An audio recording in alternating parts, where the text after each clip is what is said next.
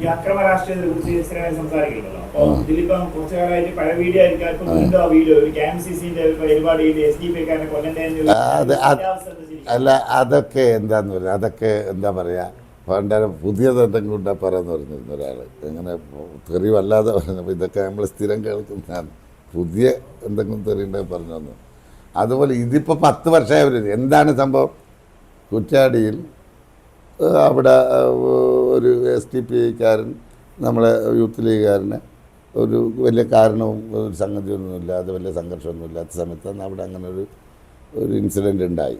അപ്പോൾ സ്വാഭാവികമായും അതൊരു രാഷ്ട്രീയ പ്രശ്നമാണല്ലോ, എന്തിനു വേണ്ടിക്കുന്നു. അപ്പോൾ ഞാൻ ഗൾഫിൽ ദുബായിൽ പോയപ്പോൾ അവിടെ ഒരു വലിയ പ്രചരണം എന്താണെന്ന് പറഞ്ഞാൽ വേറെ പിന്നെ അസ്ലമിൻ്റെ നാദാപുരം വധവുമായി ബന്ധപ്പെട്ടുകൊണ്ടുള്ള വിഷയം ഭയങ്കര ചൂടുപിടിച്ച ചർച്ച.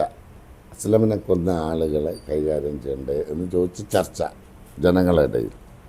അതെവിടുന്നോ ക്രിയേറ്റ് ചെയ്ത് വരികയാണ്. അപ്പം ഞാൻ പറഞ്ഞു, അങ്ങനെ അസ്ലമിൻ്റെതാണ് ആദ്യം കൊന്നവരില്ലേ, അത് നസ്രുദ്ദീൻ്റെതല്ലേ എന്നൊരു ചോദ്യം മാത്രമാണ്.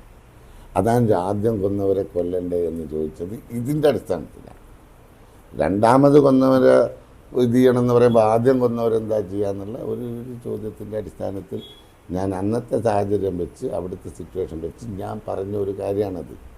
അതല്ലാതെ ആരെയും കൊല്ലാനോ കൊലവിളി നടത്താനോ ഉള്ളൊരു ആഹ്വാനം കൊടുത്തതല്ല.